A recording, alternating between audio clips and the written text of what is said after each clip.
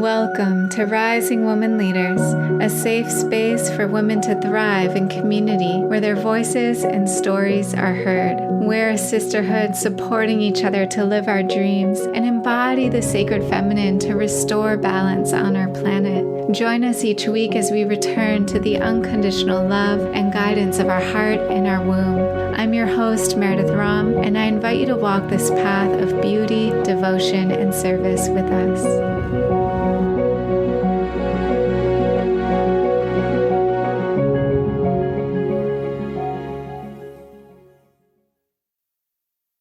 I'm here today with Janel Vitale, who is a coach for shame-free relationships and sexual empowerment. Though based in the San Francisco Bay Area, her message has a wide national reach through her TikTok channel.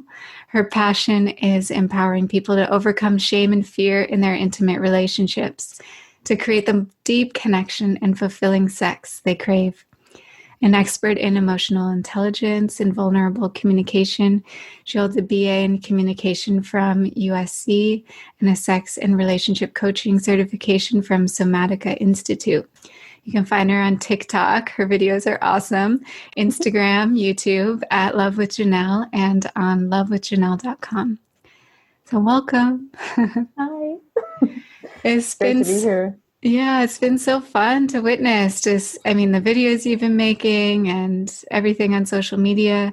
But I just kind of want to backtrack because when I met you, you're working at OAEC, in the more farm type community. And it's like sustainability, permaculture land. Super different than what I'm doing now. Yeah, super magical place. And you were preparing to go on a trip on the Appalachian Trail to hike, and just being like a witness from the outside, it seems like that trip and then the PCT, which you ended up going on as well, super transformational. I feel like I'm reading a book right now. Maybe you're familiar with it, Untamed.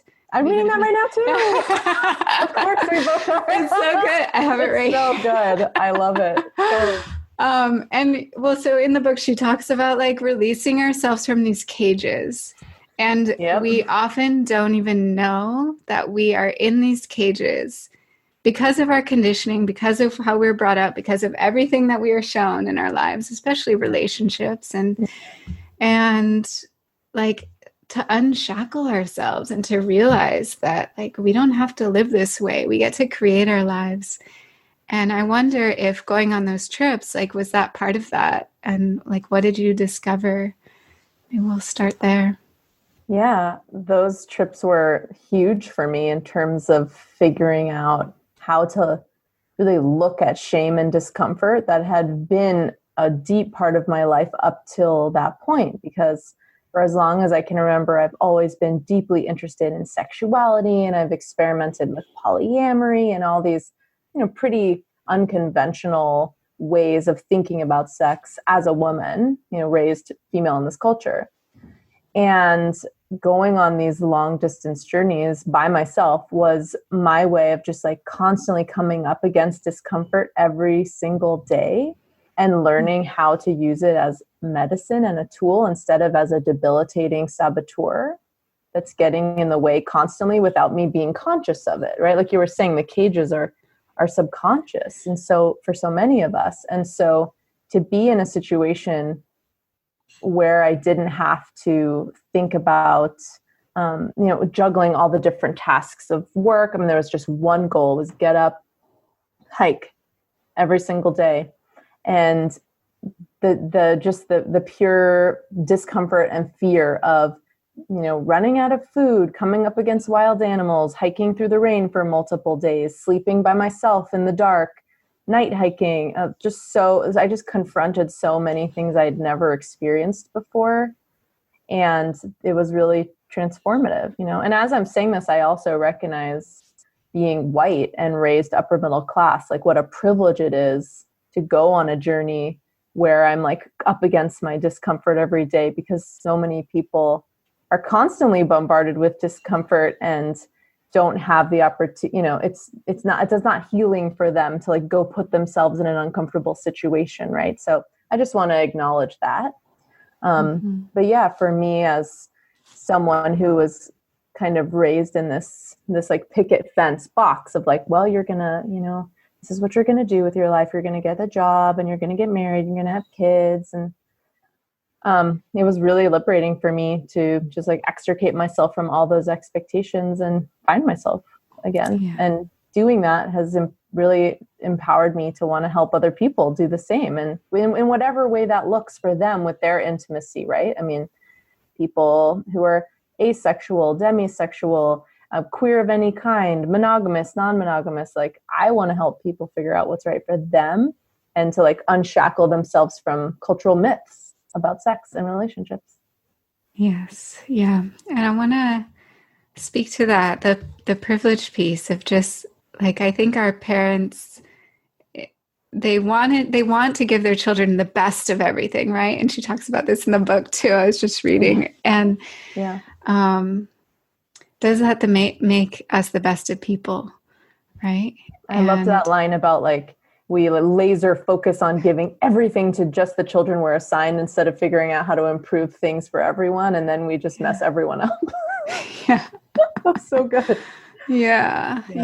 And so sometimes being in those challenging situations, and nature immersion was a big thing, a part of my upbringing too. My dad grew up in northern Minnesota, and he was a guide in the Boundary Waters. His parents were outfitters. And so when I was growing up, we were going like pretty big, hard hikes and type things. And I was 14. My dad sent me to Outward Bound.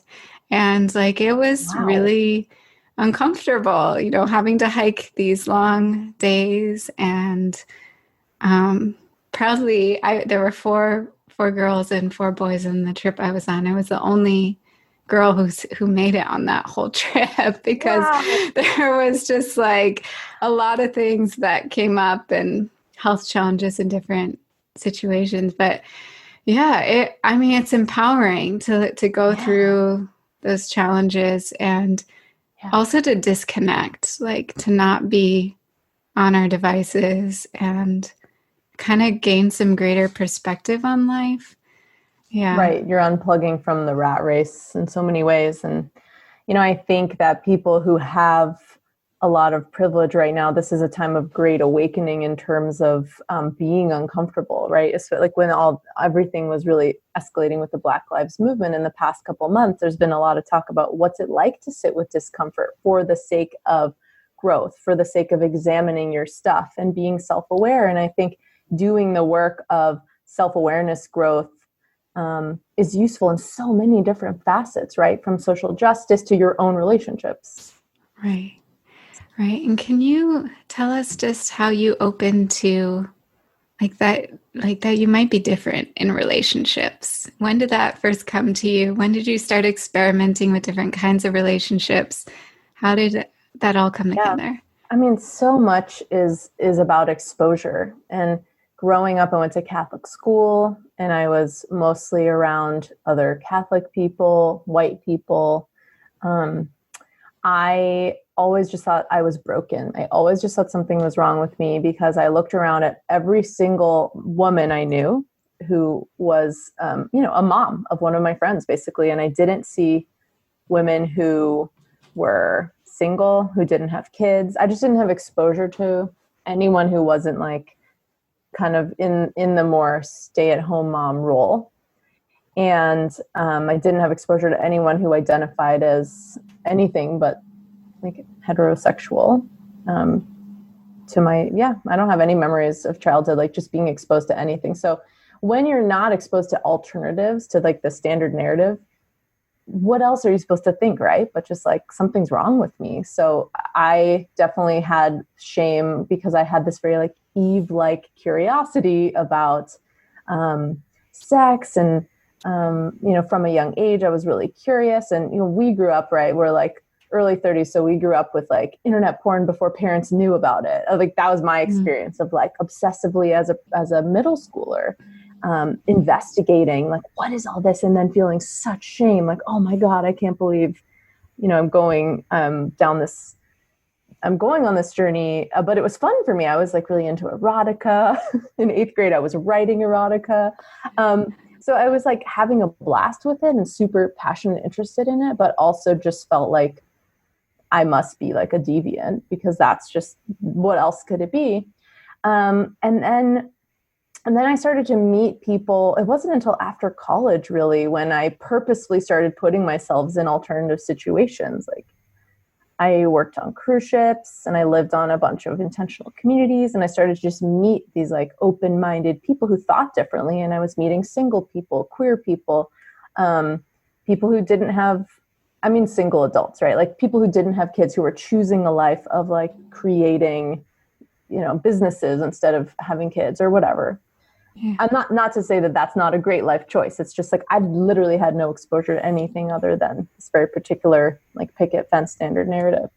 And so to just start meeting all these people with alternative perspectives, that was the first time I ever even heard someone mention of like ethical non-monogamy or polyamory, which gave a voice and a term to this way that I kind of felt like I oriented to relationships. And I was like, oh my God, sometimes naming something like that was really empowering, because you're like, oh, I'm not just like some weirdo. I'm not just like alone in this like strange deviance. Like there's other people who are doing this in an honest, open way. Like, what? That's amazing, And so I think it's really like, I love making TikTok videos, thinking a lot of my followers, are Gen Z. And it's like, oh man, if I had had a me when I was like 13, I would be so much happier. I would have messed up so much less. Yeah. So I'm definitely reparenting myself, through making content for the next generation. Wow, that's so great. Yeah. And what does relationship look like for you right now? What is that? Well, I have an amazing partner that I met at Burning Man in 2017, and we both are in an open relationship, but neither one of us has like deep love relationships with other people. But he has a date with another woman tonight. We're being very cautiously like opening back up to that with coronavirus stuff. But yeah, for both of us, this is interesting to explain. We both feel more free and alive when we don't feel like trapped by a relationship. And I tried to explain this to someone who's like staunchly from like the more traditional paradigm. And they were like, wait, you're telling me you feel trapped by your partner? And I was like, well, I don't feel trapped by him. But for me, psychologically, I do feel like a trapped claustrophobic feeling when I don't feel free to like explore affection and connection in like kind of a more natural, fluid way. That's just what's true for me. And that also happens to be true for him. And so we're a really good match. But that's not true for everyone, right? And so I think part of like uncaging yourself is being like, wait, what's actually true for me beyond like the social convention? Maybe the social convention is true for you. And that's great. But maybe it's not. And so how do you figure out what alternatives there are and embrace them, not have any shame about them, but be like, okay, here's how I am. And there's other people who I can create this with. Yeah. So yeah, he and I were really upfront about that when we met at Burning Man. And I was like, you're perfect for me. Yeah. So that's how it all started. Yeah. I think the key piece is that honesty. And for me too, my partner, Michael, and we're married. And when we got married, it was kind of thinking like, is it realistic to think that neither of us will ever feel attracted to someone again, or like ever, and just to know that like, okay, that's probably something that's going to happen. It's probably something that happens in every relationship. Totally. And just like to know that, hey, let's just keep that conversation open and come to each other with honesty when and if it arises, rather than just like, this is this thing I can't ever talk about. And I think even just that, having that openness of conversation is in our culture an open relationship, which is like staggering. But I think, I made a TikTok video where I said, hey, just a reminder, it's very human to be attracted to other people and you don't have to act on it, but it's totally normal and it doesn't mean you don't love your person. And the amount of responses I got where people were like, no, if you love someone, you will never be attracted to someone else. I was like, oh my God, this is such a deeply entrenched myth that causes things to go underground, that causes cheating and depression and shame. Like I've really seen those things with the people I work with. So for you and Michael to even just be like, let's just be real that this is a human thing. It doesn't mean we don't love each other. Maybe we'll act on it. Maybe we won't, but we're just being honest. Like that's profound. And I think the world would be a better place if more people were like that with their partners. I think there'd be less conflict and fighting, but it takes a level of maturity, right? And a level of confidence to be able to believe that. Yeah. I mean, think of how many couples like cheating happens. And so I just think of that. Like it's, my parents' generation, for example, it's like if someone were to cheat, it's just like the God forbid, the worst thing and for the kids and everything and, divorce and all these things. And to just think if there were other options for them, how things may have been different. And the weird thing is like those people were cheating so much. Like I'm thinking about men, especially in other time periods where it was just like the hush hush norm to have a mistress.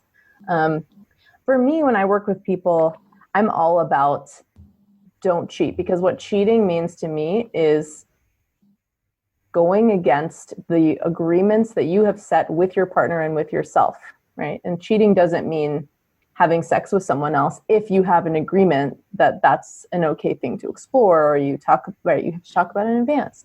Cheating is a fundamental breach of trust and a breach of your own integrity. And I've been there, because before you acknowledge these things that we're talking about, that it's totally possible for humans to connect with more than one person and to be attracted to people, the shame and the guilt causes you to go underground and do things outside of your integrity, which just makes you feel bad, which probably causes cancer and depression. I mean, literally stuck in your body, right? Yeah.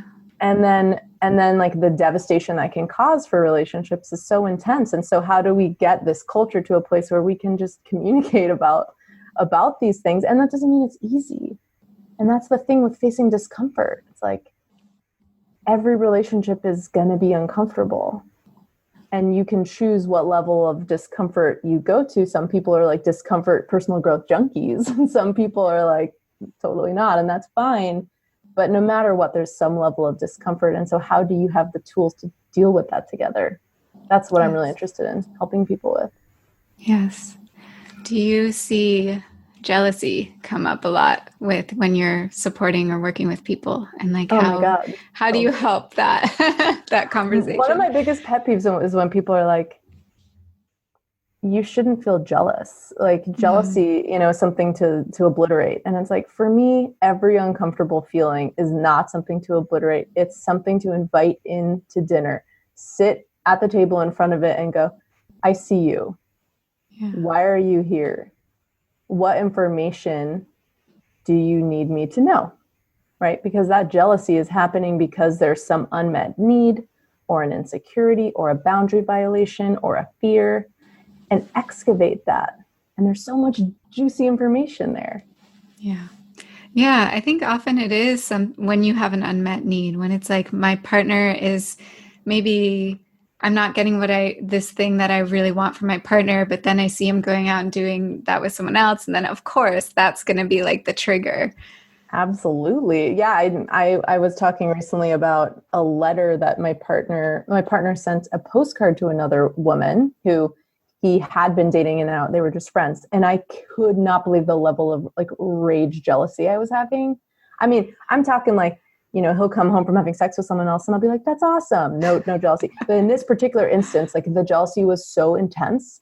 And I was like, what the heck is going on here? And I was like, oh, I want him to write me more love letters. So I didn't freak out or blame him. I was like, what I realized from this experience, I'm embarrassed to say that I was really jealous of this postcard thing. And what I think it means to me is I really would love for you to write me more love letters. And he was like, great. So now I have this like closet full of love letters. It's so awesome.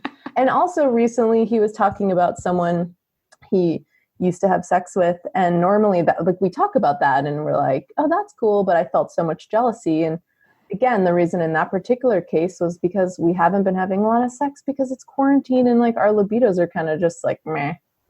And I was like, yeah, I think, when we're not having a lot of sex, I don't know if I can really hear about your past sexcapades, just that's a boundary for me. But normally I love hearing about them. So yeah, there's just a lot of information there. You can go deep and look at those things and then explain them to your partner in a shame-free way. And the way I always advise people to deal with any uncomfortable feelings in relationships, like jealousy, is to start with, I'm really scared to tell you this. I'm really nervous to tell you this. To like really set the scene with like your own like discomfort and to be like, but the reason I'm telling you this is, or like the intention for me is like, I want to tell you this to get closer to you. So like, there's two parts to this, like intro is like your own emotional experience to disarm them that you're like, I'm scared of this, but I'm telling you this because I want to get closer to you. That's my intention. The vulnerability piece, it really can help let down the guards. Yeah. Yeah. What tips do you have for couples during COVID, like quarantine time, and just if it's like you're around the same person again and again, day after day? Because I think having space from each other does create magnetism and attraction. So absolutely. How have you been navigating? I mean, exactly. You said it, like the more psychological distance you can have from someone. I mean, I don't want to say the more, but psychological distance and mystery definitely creates desire, right? Esther Perel talks about that in her work. She's a famous relationship therapist. And it's really tough to do in quarantine to have any psychological distance, and I think really happy relationships over the long term, you're investing in yourself just as much as you're investing in your partnership. So if you can't have at least physical distance from each other, maybe you live in a town where you're literally on lockdown, like you cannot leave without a permission slip. I know some countries are in that situation. So how can you invest in yourself right now would be my best advice. Like, what's the language you want to learn or the knitting project you've been putting off, or just really figuring out, okay, how can I invest in me in a way that doesn't include my partner, and this little corner of my life. And then you'll feel reinvigorated. They'll be reminded by that subconsciously, oh, this person's not just an extension of me, right? This is a separate person, and that's hot. That's kind of like part of what fuels desire. So that would be like bare minimum. But I think if you can leave your house and like go for walks and, by yourself, there's like social distance walks with other people. I think that can be really nourishing too. And there's a big myth too in our culture that you need to do everything with your person, or else like you're betraying them. And that myth is so strange. I don't understand. Yeah. I don't understand that one. I think it's like the Disneyification of love, but it's like, I think it is really important to have some kind of psychological space. Yeah. And I feel grateful that, just in my relationship, we've had periods of time where it's like one person wants to travel on their own, and like that's totally supported and okay. And even though at first it might be like, oh, I'm going to miss you, it always adds to the relationship, because like you come back with new stories and you come back like a new person, and you get to fall in love with each other, and just like that whole experience of having space.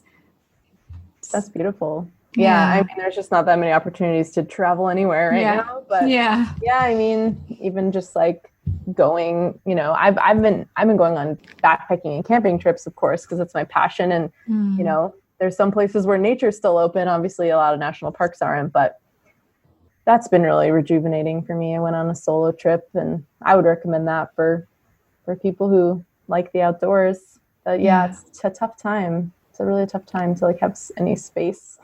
Yes.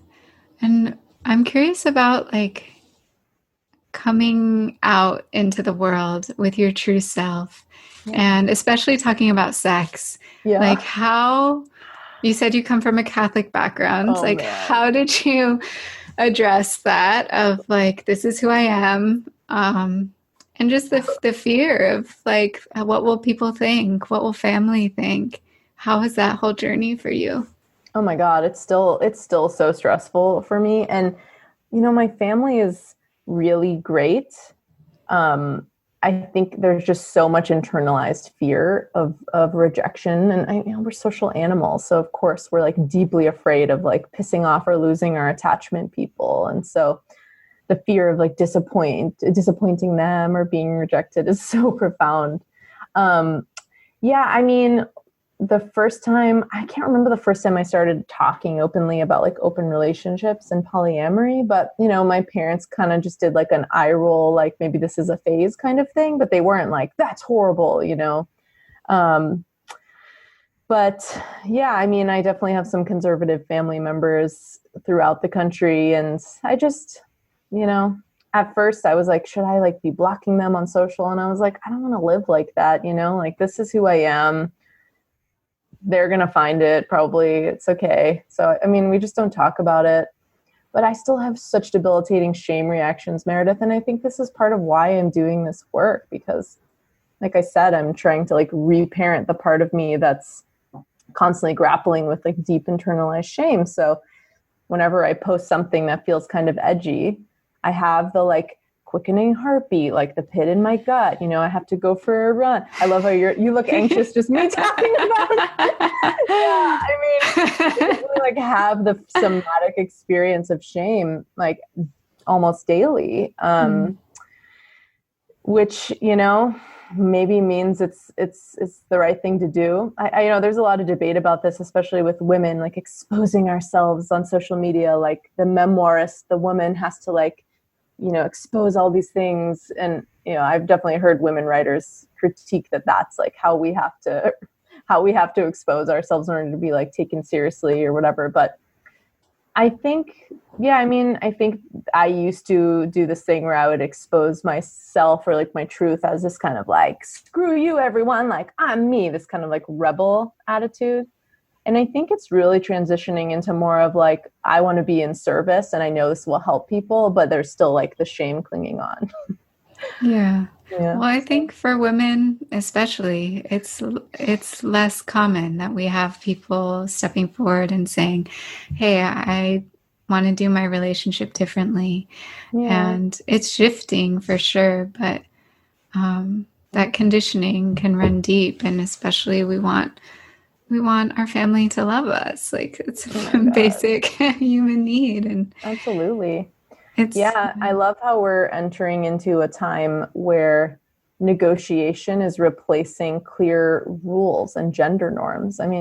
This is a very fascinating time in human history. And I think that people are starting to be like, okay, well, I guess we can design our own lives and our own relationships. And that's really a first, which is exciting. And I think a big part of unpacking your shame is really feeling your feelings. I'm sure, I know you're someone who's really body-based, somatic-based. I think like feeling the physical sensations of heart racing, lightheadedness, pit in the stomach, like being with those physical sensations, meditating, running, walking, having sex, like whatever it is that helps you like be in your body and like really feel your feelings, move through them, express them.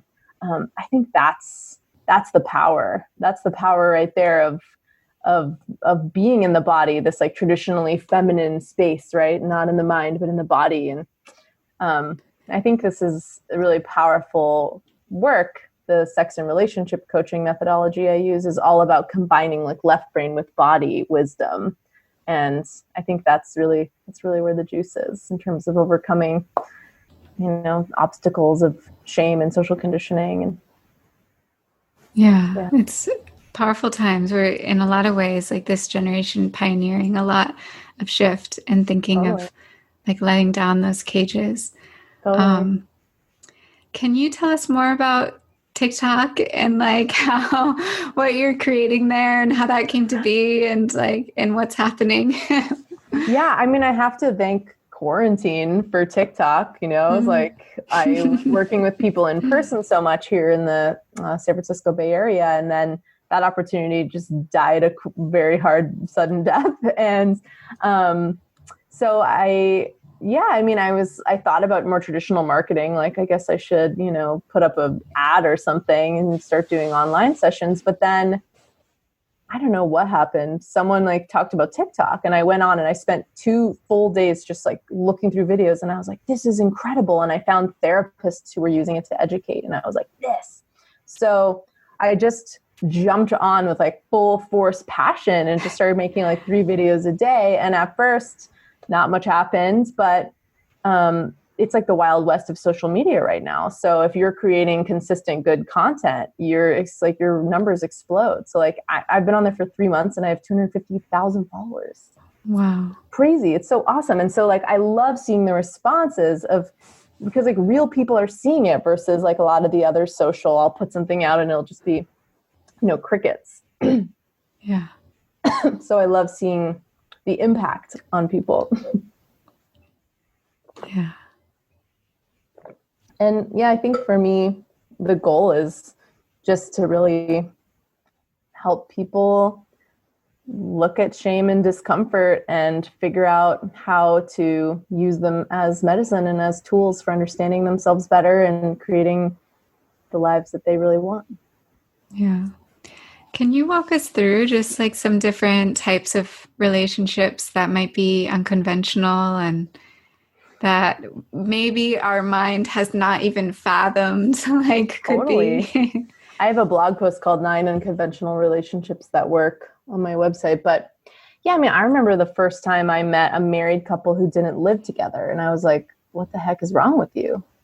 That was literally, I didn't know. I was like, what? And then when I lived, and this was all when I was on intentional communities, I was meeting all these like people who were living differently. So that was one.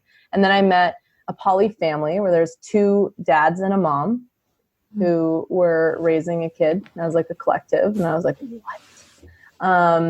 You could have an asexual partnership where you don't have sex with each other. Maybe you both have sex with other people, who you are very clear with them that like this is a, sexual relationship. And it could be a long-term relationship you have with the people you're having sex with who you're not married to, right? So there's an idea that if you're not married, your relationship's less than or invalid. But I know a man who was married to a woman who transitioned into a man, and they're still married. And he's a straight man. He doesn't make him gay. So he has sex with women, and he has long-term serious relationships with women who know that he's married to a man, and they have him and this, man have a deep emotional bond, and they live together and they own a home together. They have a financial relationship. So they didn't want to give that up. And it would be okay if they did, right? I mean, everyone needs to live for themselves, and maybe that wouldn't work for people. I'm sure it wouldn't, but for them, that was the best choice. Yeah. So yeah, I think there's just various, like me and my partner live 3 minutes apart from each other, and we're not married, but we're really, really passionate about each other and very committed to each other. And, people would say, well, commitment is getting married. It's like, okay, well, you can define commitment however you want, So what does commitment mean to you? What does loyalty mean to you? Does fidelity have to mean never having sex with anyone else again? Or does it mean showing up for each other in your growth, even when it's difficult, supporting your partner's evolution? That's my definition of it, but that's not everyone's, and that's okay. But like, how about we get out of the habit of thinking that these things only have one definition, and seeing that other people can define them how they want, And I think a lot of arguments of like the conservative Americans or like the family values people would be like, no, there are these very specific definitions of how a marriage is supposed to look, how a family is supposed to look. And if you're not doing those things, it represents the degradation of society. And I think what I would say to those people is that the degradation of society is from people feeling like they are subjugated, that they're trying to fit into social structures that are not serving them, right? Yeah. So it's very confusing to me to hear about the degradation of society and see like, well, we don't support social anything in this country. So why don't we let people find their tribe within the larger tribe and support each other and live their best lives? Like, why are we saying society has to look this way, but then we don't invest in social anything in this country? It's very odd. Yeah. And it's hard, just what's happened with religion, of course, of just like putting a box around something that is, like the essence and the spirit of something that is so big, and saying, well, it has to look this way and it has to be like, and I think that's where a lot of the pain, and I have to say, I've worked with a lot of women. I do like healing the womb and healing of shame, and a lot of women that come in with the Catholic programming, and it's like sexuality and all of that. It's like, oh, the programming has been so deep that it's like we have to do a lot of work to uncover in those spaces. And I don't want to shame like, spirituality or religion, because I think in a lot of cases having those like containers is really beautiful for people. It gives them some guidelines, some frameworks. It gives them community. I think where it's only detrimental is when it's literally like anything outside of this is just completely off. It's off limits. It's wrong, right? So it's really important to me to embrace people if people are really passionate about religion, that's so great, right? And like, can you be a religious person who's like, this container is so great for me, but I recognize it doesn't work for everyone, and that's okay. Yeah. Would you have any advice for someone who's maybe struggling with living as their true self and kind of waking up to like, hey, I've never quite felt like I fit into these different boxes, but is not yet at the point of really taking on like and designing their own life in that way? I think the internet is everything. There's so much community online, and you can find so many different groups of people. I think it's really about community and finding a tribe and a like-minded people. And I've definitely had some debates with clients and colleagues about when is it valuable to put a label on yourself, and when is it not? And I think putting a label on yourself can be really useful if you're like, I am blank. I am, gray asexual. And so I want to meet other people who identify as that. And it's like, oh my God, these other people have my experience, right?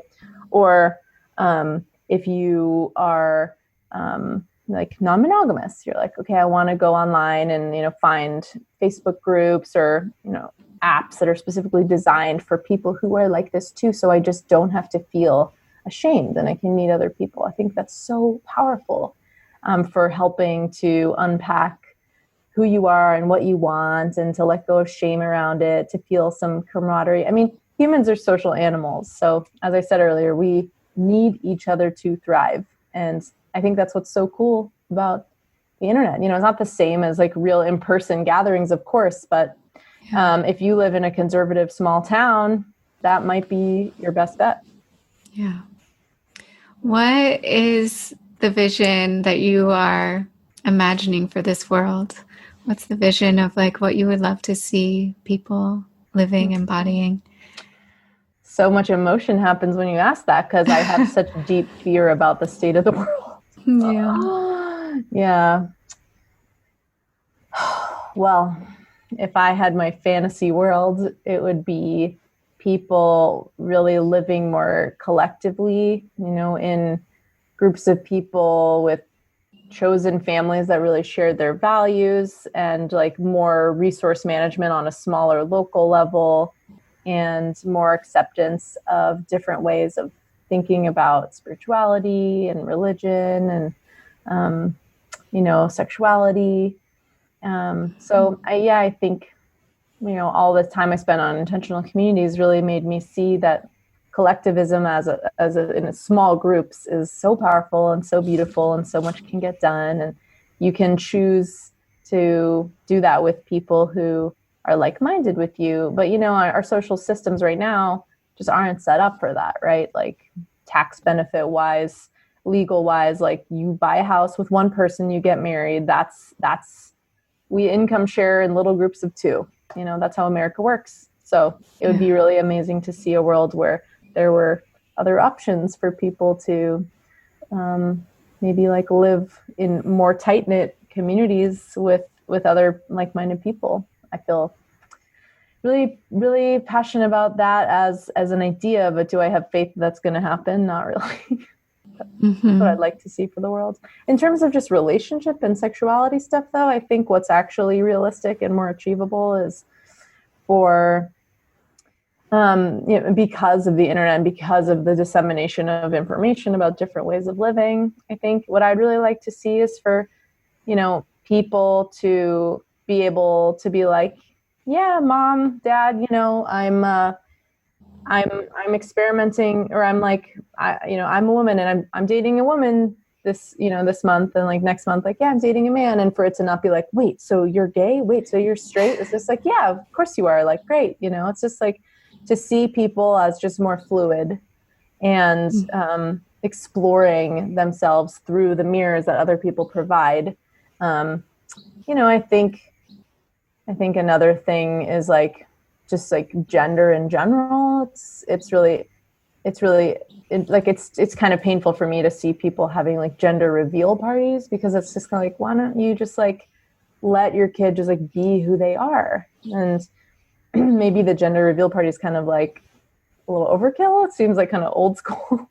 So for me, I just think like the movement towards people really not really fitting into the binaries is very interesting. And I would love to see a world where people are just not fazed by that.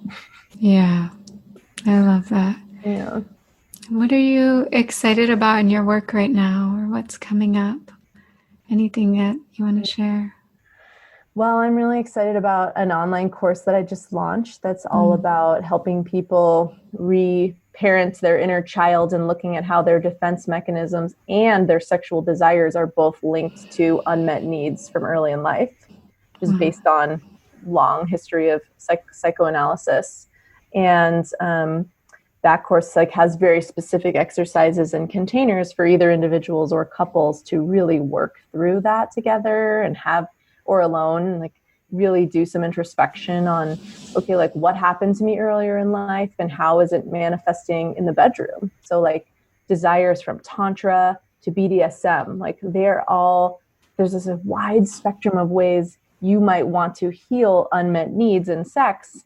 And we judge and shame a lot of different things, especially something our partner wants that's different than us. We instantly go into a place of like fear and defensiveness, and we think we're bad if we can't meet them in all their needs. So we shame them instead of feeling our own feelings. And so the whole course is all about unpacking that and figuring out how to create win-win communication, not just in the bedroom, but just like in conflict, and to have compassion and empathy for each other's defense mechanisms and desires. So that I just launched last week. So I'm really stoked about that. And I'd like to offer like more of a recurring membership group really soon too, so that more people can have access to me at a lower price point, especially like seeing how many Gen Z and younger millennials are following me. It's like, I really want to help people. And I see like thousands of messages. I can't answer them all on my social at this point. So how can I like create a very affordable, accessible container where people can ask me questions and I can like give people kind of like weekly growth assignments. So that's definitely like the next thing on the horizon that I'd like to create. That's so exciting. And who knew that, the youth, the next generation, this would be such a big part of this work.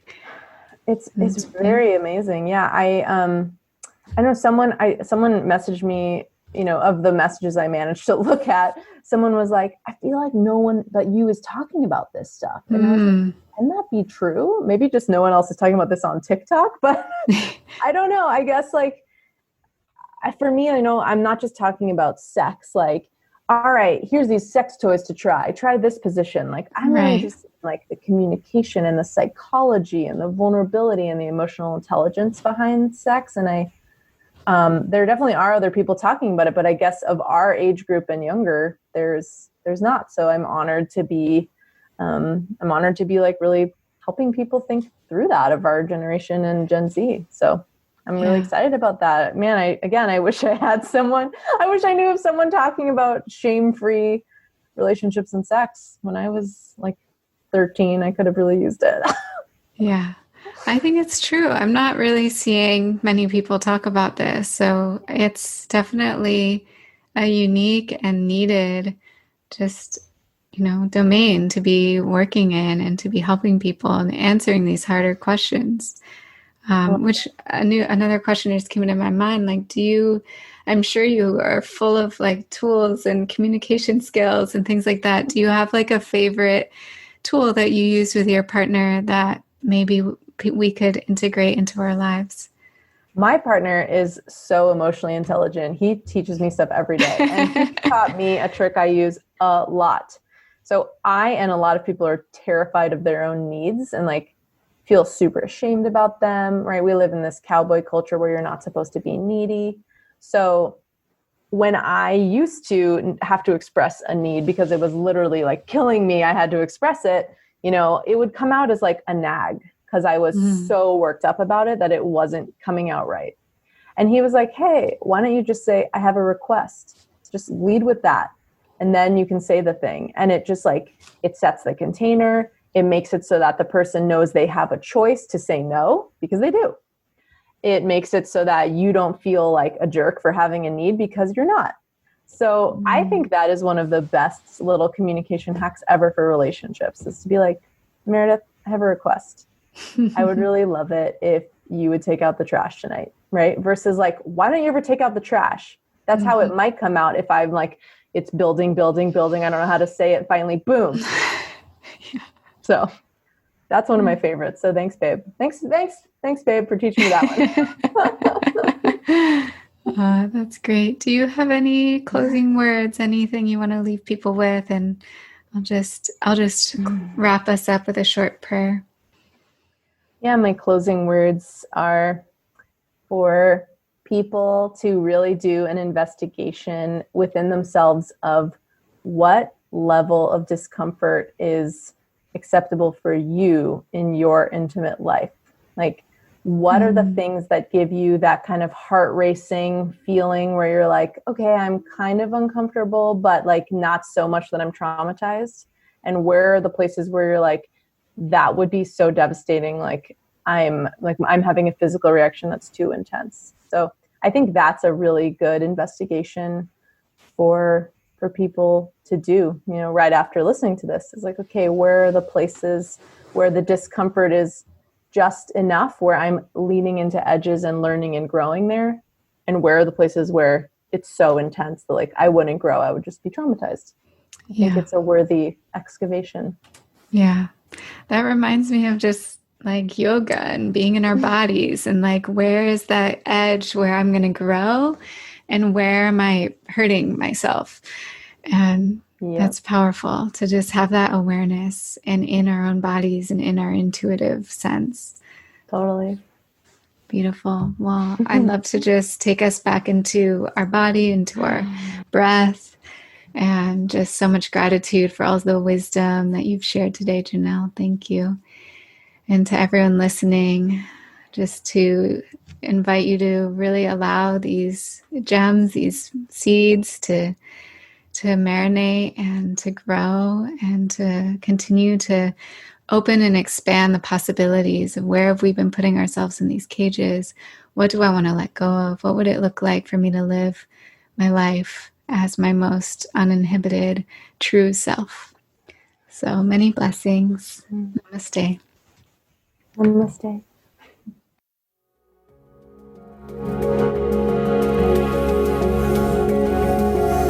Thanks so much for taking the time to listen to this episode. If you liked it, share it with a friend or leave us a review on iTunes. You can also follow along on Instagram at Rising Woman Leaders and sign up for email updates at risingwomanleaders.com to be sure to receive all the new and inspiring content. Thanks again for being here. It's an honor to walk this path with you.